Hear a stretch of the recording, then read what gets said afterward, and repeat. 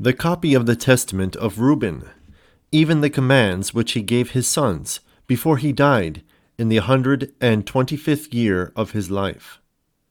2 years after the death of Joseph his brother, when Reuben fell ill, his sons and his sons' sons were gathered together to visit him.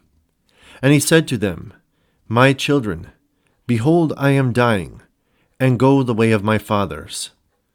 And seeing there Judah and Gad and Asher his brethren, he said to them, "Raise me up, that I may tell to my brethren and to my children what things I have hidden in my heart. For behold, now at length I am passing away." And he arose and kissed them, and said unto them, "Hear, my brethren, and do ye, my children, give ear to Reuben your father, in the commands which I give unto you. And behold, I call to witness against you this day the God of heaven, that ye walk not in the sins of youth and fornication, wherein I was poured out, and defiled the bed of my father Jacob. And I tell you that he smote me with a sore plague in my loins for 7 months.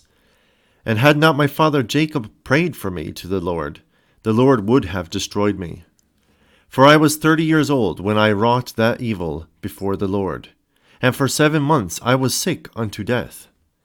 And after this I repented with set purpose of my soul, for 7 years before the Lord. And wine and strong drink I drank not, and the flesh entered not into my mouth, and I ate no pleasant food.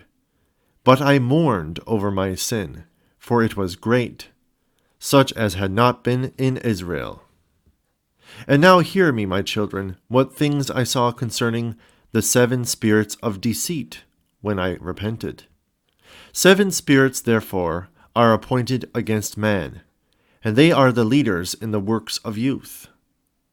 And 7 other spirits are given to him at his creation, that through them should be done every work of man. The first is the spirit of life, with which the constitution of man is created. The second is the sense of sight, with which ariseth desire. The third is the sense of hearing, with which cometh teaching. The fourth is the sense of smell, with which tastes are given to draw air and breath. The fifth is the power of speech, with which cometh knowledge. The sixth is the sense of taste, with which cometh the eating of meats and drinks, and by it strength is produced, for in food is the foundation of strength.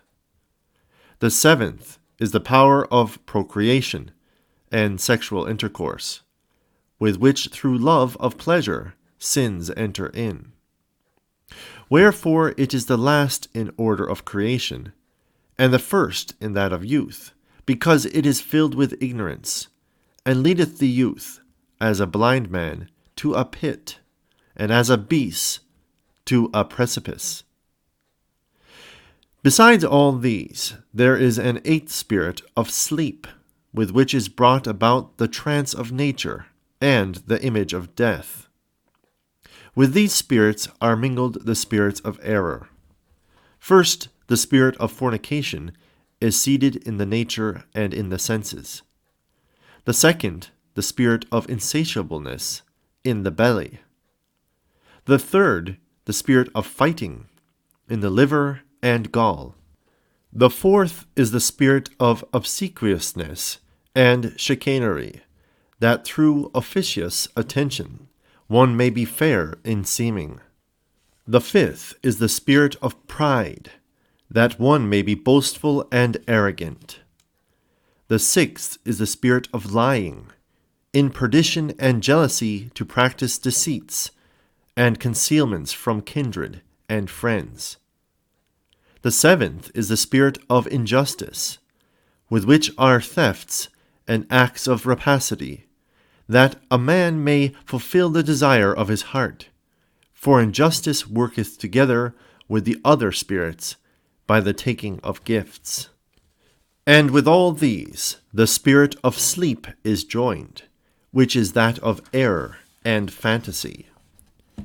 And so perisheth every young man, darkening his mind from the truth, and not understanding the law of God, nor obeying the admonitions of his fathers, as befell me also in my youth. And now, my children, love the truth, and it will preserve you. Hear ye the words of Reuben your father. Pay no heed to the face of a woman, nor associate with another man's wife, nor meddle with affairs of womankind. For had I not seen Bilhah bathing in a covered place, I had not fallen into this great iniquity. For my mind, taking in the thought of the woman's nakedness, suffered me not to sleep until I had wrought the abominable thing. For while Jacob our father had gone to Isaac his father, when we were in Eder, near to Ephrath in Bethlehem, Bilhah became drunk, and was asleep, uncovered in her chamber. Having therefore gone in and beheld her nakedness, I wrought the impiety without her perceiving it, and leaving her sleeping, I departed. And forthwith an angel of God revealed to my father concerning my impiety, and he came and mourned over me, and touched her no more.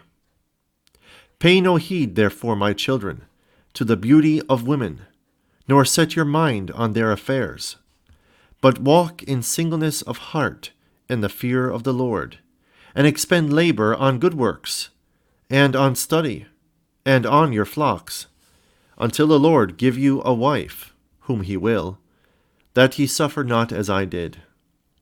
For until my father's death I had not boldness to look on his face, nor to speak to any of my brethren because of the reproach. Even until now my conscience causeth me anguish on account of my impiety.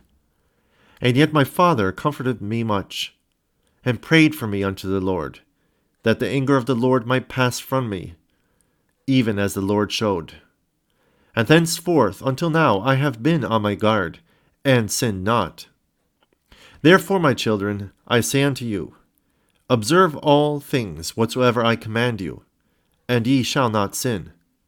For a pit unto the soul is the sin of fornication, separating it from God, and bringing it near to idols, because it deceiveth the mind and understanding, and leadeth down young men into Hades before their time.